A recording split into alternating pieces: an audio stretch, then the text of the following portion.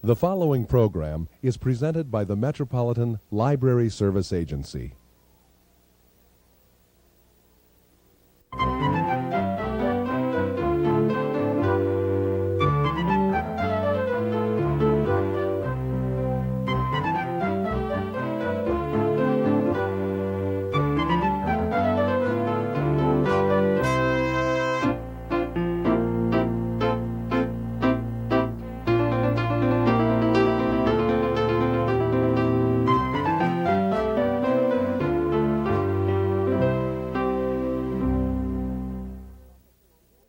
Hello, welcome to All About Kids, a program focusing on the interests of children and young people and some of the issues affecting them. Literacy is a worldwide issue affecting us all. Our guest today, visiting Girl Scouts from Pakistan, will talk with librarian Melissa Brechon Sibley about some of the projects they're involved in Pakistan to help women and children become more literate. Welcome, girls, from Pakistan with the Literacy Partnership Council. We're glad to welcome you here to the library today. We'll be talking with you about how you came to the United States and to Minneapolis specifically on your Literacy Partnership Exchange and a little bit of the background of what went into that. In June of 1989, the library, because of their involvement with literacy, was approached to be part of a committee.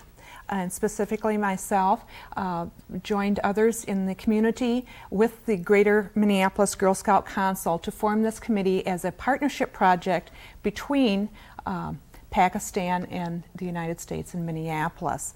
And you were the result of that, and we welcome you here. I know you've been here in Minneapolis since August of 1990 and will be here through September, the middle September of 1990. This project came about as a result of a 1987 program in which First Lady Barbara Bush challenged the Girl Scouts to help make a more literate America. A literacy patch at that time was designed, written and distributed to all the troops across the country, and the Girl Scout troops were part of a literacy-related projects and activities to fulfill that patch. 30 consuls across the United States were selected, and the Greater Minneapolis Girl Scout Council was one of the 30, and their partner country became Pakistan, and we started a communication with you, as you may or may, I know you know, trying to achieve this interchange. And there will be a group of Minneapolis Girl Scouts coming to your country, hopefully in 1991 or 92. So we welcome you. I'm interested in, first of all, having all of you introduce yourselves and to tell what part of Pakistan you're from. We know that Pakistan, the country, extends from the Arabian Sea northward across the desert and eastern plains to the Great Himalaya Mountains. It borders Iran, Afghanistan, China, and India. The Indus River and its tributaries form a fertile and intensely cultivated valley. Pakistan is hot near the coast, but is more temperate in the northeastern uplands. Annual rainfall varies widely, but averages less than 10 inches, and temperature range from freezing to 120 degrees Fahrenheit. So it gets hot for you.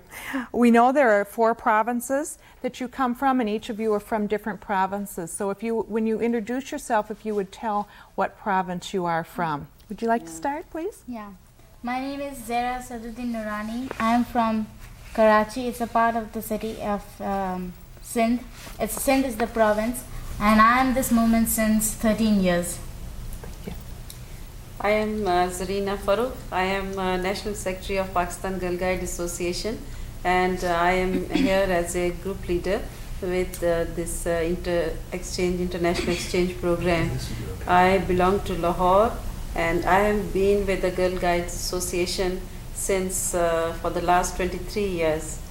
Girl guiding in Pakistan as a movement is run through the organization called Pakistan Girl Guide Association, and at present we have a membership of about 1 million Girl Guides. My name is Natasha Beg. I belong to the Lahore city, which is the capital of Punjab province of Pakistan, and I'm in this movement since 3 years. I'm a beginner, I'm new. My name is Asma Naseem, and I am from Peshawar, which is the capital of Northwest Frontier Province, and I am in this movement since last 10 years. My name is Arjuman Banu Siddiqui. I belong city Islamabad, capital. I train in leaders.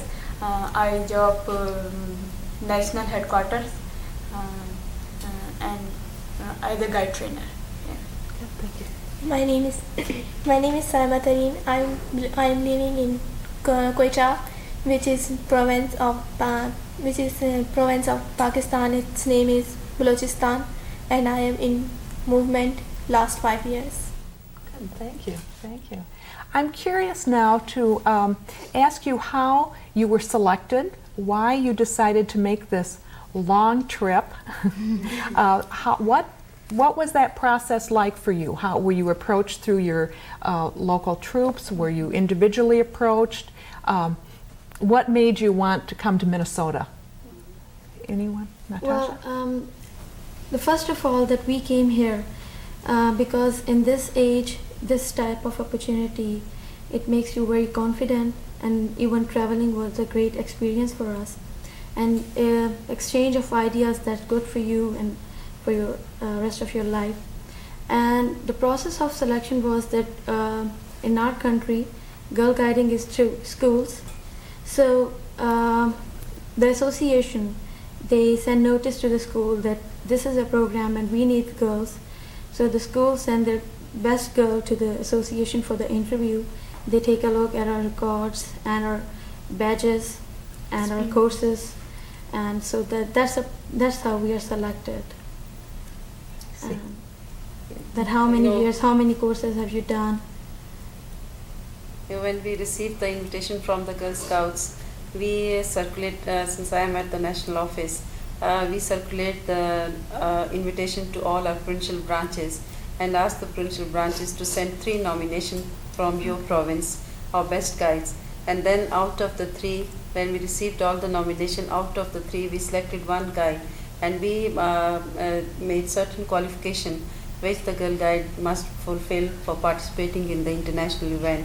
Like she must be a first class guide, she must have done number of proficiency badges, she must have taught at least 1 adult made literate, and taken active part in community and social welfare work, and very active participant in literacy program. So when we received the nomination, we selected 1 girl from each province, so that each province have the chance of participation in the international program. It's nice to have leaders, women leaders of Pakistan here, certainly.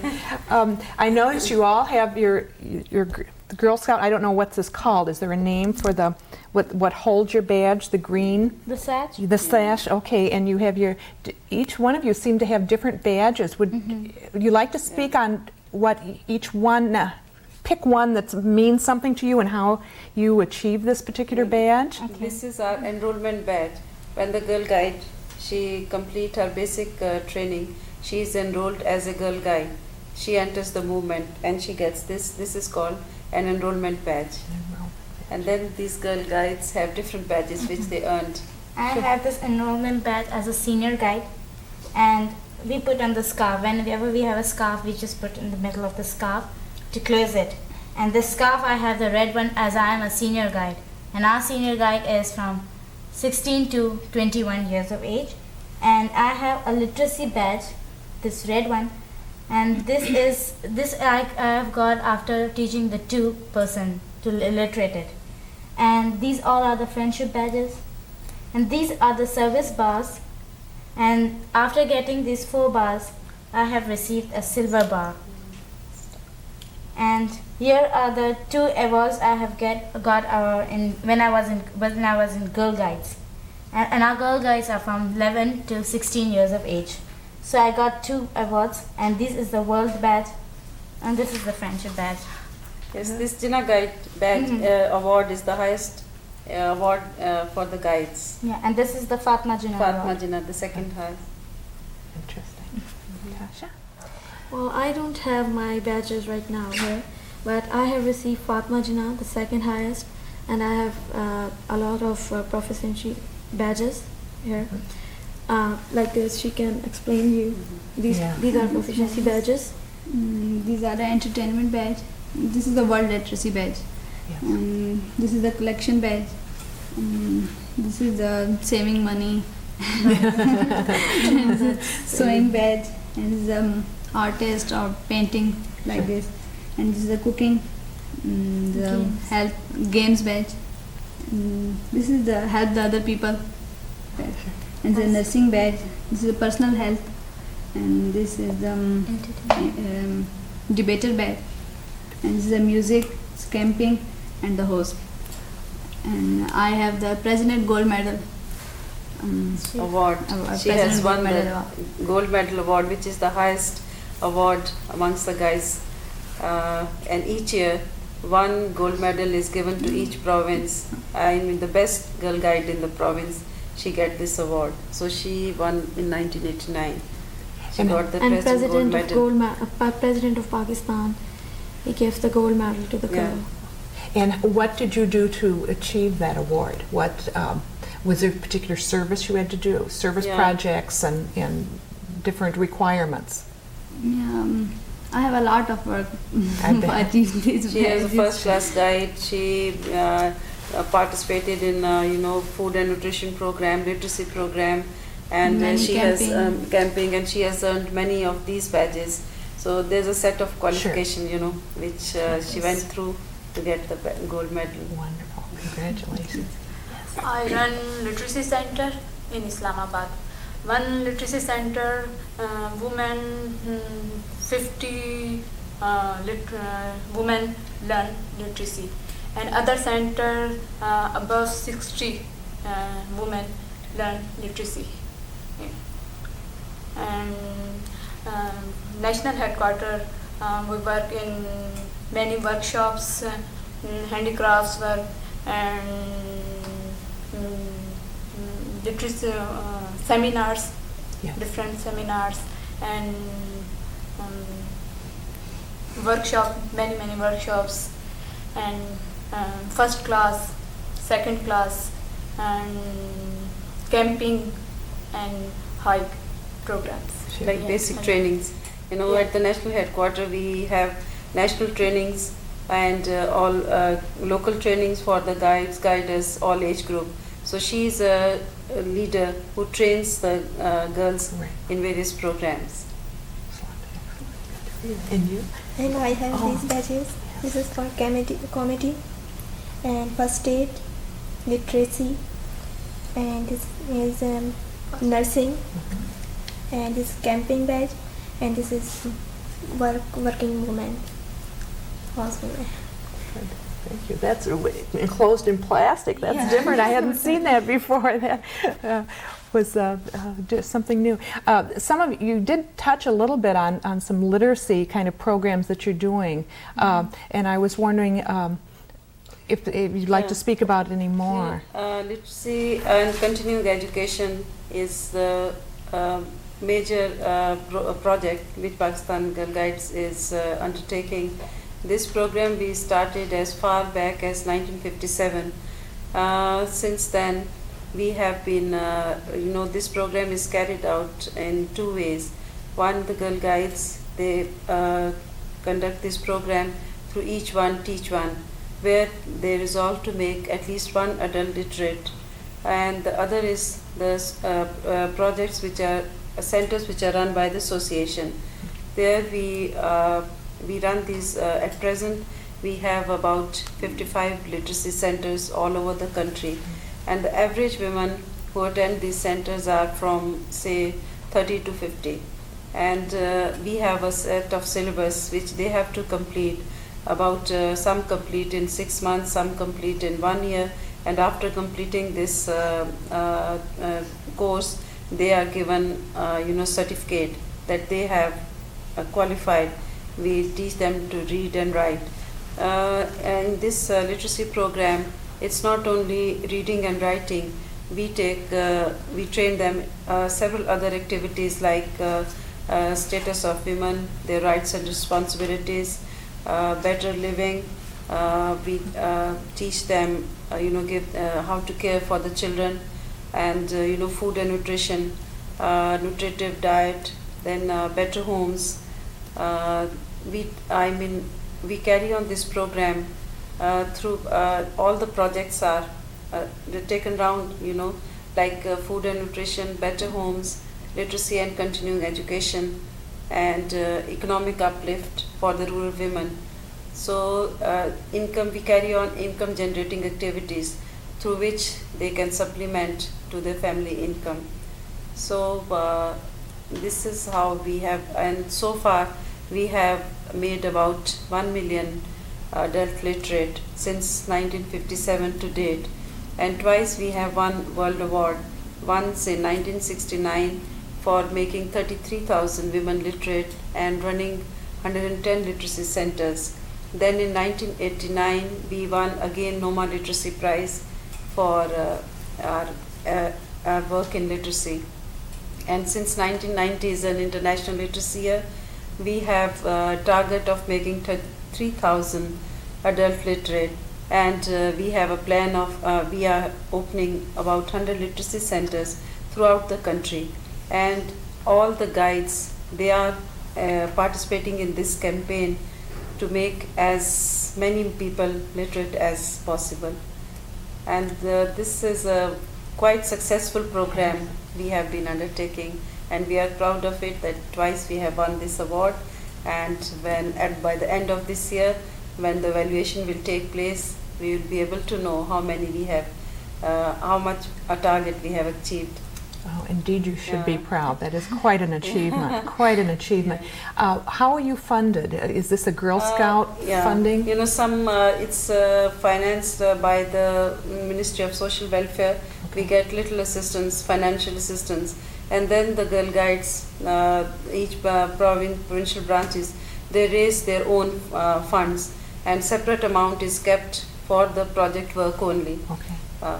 So this is how. And we have, our own publications. We have a set of books which we give free to the centers, where we have a primer 1, primer 2, primer 3, and basic, vocabulary.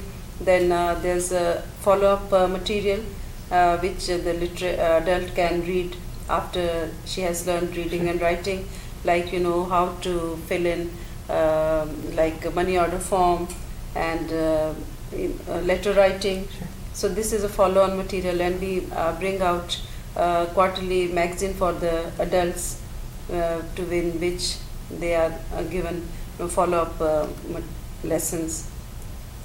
So these material, in 1969 we have a special literacy cell, and which produce these publications for the centers.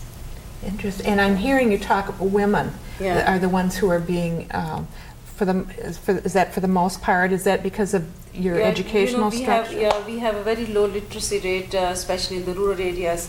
Our literacy rate among female population in the rural areas is 7.2, and on the whole in the country, the literacy rate is only 26.2% of the total population.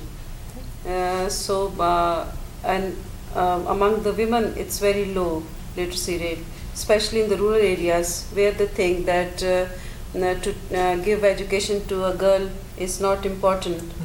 So when we open a center, we first motivate the parents and to send the girls, if they are not going to school, to send the girl to the center. And in our center, we take all age group. Even if she hasn't joined the school, she can come to the center, and there she can carry on her education. And then we motivate the adult members, say at the age of 40 or 50 or 60, so that we can teach them how to read and how to write, so that they can move about in the world. And we give them political education, civic rights, All these are given through practical demonstration and through lectures. And you know, traditionally in our country, girls prefer sewing and cooking and all that. So just to develop their interest in literacy and taking education. In addition to literacy center, we also start sewing center. So that's their interest, just to develop their interest. They're taught how to stitch their dresses. You know, in our culture, we have a dowry system. So the girls are very much interested to come to the center and learn cutting, sewing, embroidery, so that make their dowry. So this is how we make them interest to come to the center. And then when the women, if they have children, we have play center also, so that when the parent is having the literacy lesson, the children they are busy in the play center. So we have nursery class for the children. So at the same time, the kids are in the nursery class, and the adult, they learn reading and writing. Do you have adults reading to children in those nursery centers like we do in the library? So this is how, otherwise, there's nobody, they will make an excuse that who will look after the children if we come to the center. So in order that to motivate to come to the center, we have some activity for the children too. And then we teach them various crafts like toy making, tie and dye, and to teach them food preservation, to make when there's a certain food or vegetable, fruit or vegetable in abundance, we teach them how to make jam, jelly, and squashes. So this is how we and other like sewing, cutting. This they do and learn certain crafts. Afterward, when they go from the center, they can make and sell in the market. So this is how they supplement their income. Well, when you were speaking of crafts, I was looking at your hands and tell a little bit about, show the camera your hands and what this is. Okay, you describe what this is. I have the paints. It's called henna, and this is a paint we put on the hands. And when there's a marriage, the bride puts on her hands and backside and front, and after half an hour it leaves the color and falls off. We have to wash our hands. So this is it. The dye remains, and it remains till 1 week, and then it's faded. So she has the latest one. This is a custom. This is our custom. When a girl gets married, her hand and feet are painted, with very fine design. Yes. And also on our, like you have a Christmas, we have Eid celebration. And then before the night, we all girls, they wear bangles and their hands are painted. So this is a must, Sure. Yeah, it's just to represent that you are happy. It's on the occasion of happiness. Every girl wear that. She can make a little design and show. This is. And last week we were at the camp Reach Out. Right. There she displayed this, and all the girls, they were just crazy. I know about 200 girls. She painted hands of 200 girls, and everybody wanted that her hand should be painted. Yeah. Oh, that is. You can do it. Look at that. Okay. Just look at. So at the camp you painted 200 girls. Talk about a service project, right? They wanted their name on their hand. Sure, certainly. And this. And not just in English, they wanted it in Urdu too. That's our national language. And we have more than 25 languages in Pakistan, different area, different language, but there is one language that everyone can understand throughout the country, and that's the national language, Urdu. And in addition to Urdu, when we go to the school, we have to take English as a compulsory subject. It's compulsory from kindergarten till university. Whatever subject you take, you have to take English as your subject. So that's why you all speak English so well. In school. And this is one of the method of fundraising. The senior guides, they do this during at the time of Eid, or if they go and if some wedding is taking place, they go there and they paint the hand of all the bride and her friends and sisters, and by this they raise money, you know, for the project. Certainly. So it's a very good way of fundraising. We raise money all over the world, don't we, for our projects? So when she was doing hands at the camp, I say, oh, you should have charged the girls. That's right. To the Girl Scouts. So this is how she pays. Thank you for doing And after that. half an hour, we wash it. This will leave the color. Dry It and gets dry and dark brown color. And it remains there for about a week if you don't wash your hand. And then it starts fading Yeah. like that. Oh, for goodness sake. You had talked a little bit, we're near the end of our program now, about singing your, yes. your Girl Scout. Songs. Will you do that for us, Yeah. please? Zindabad nigare watan zindabad. Zindabad nigare watan zindabad. Zindabad nigare watan zindabad. Tu hamara aman, tu hamari zameen. Tu hamara amal, tu hamara yaqeen.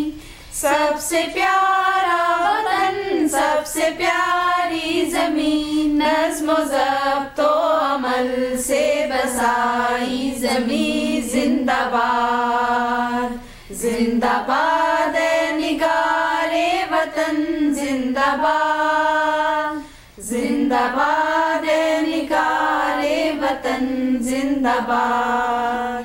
हम तेरे फूल हैं, तू हमारा चमन है, हमारे ही दम से तेरा बाकबन.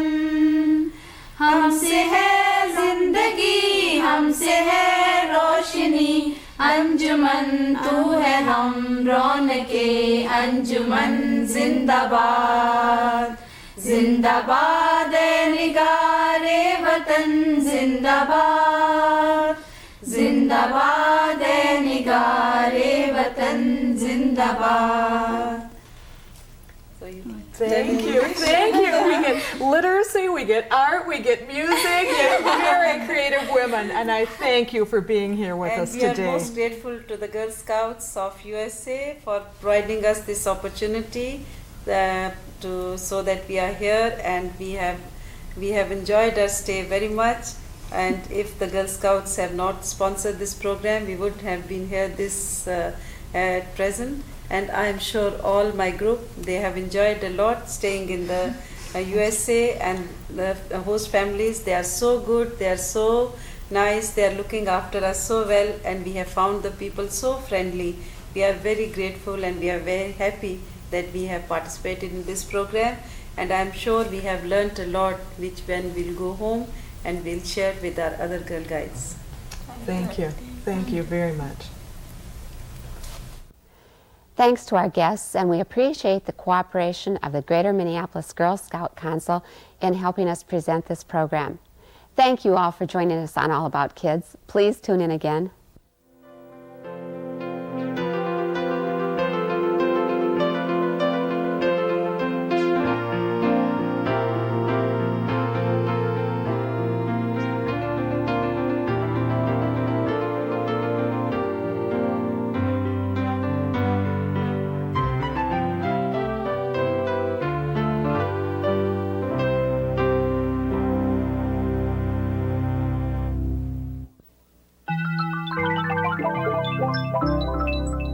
This has been a presentation of Hennepin County Library in conjunction with the Twin Cities Metropolitan Library Service Agency.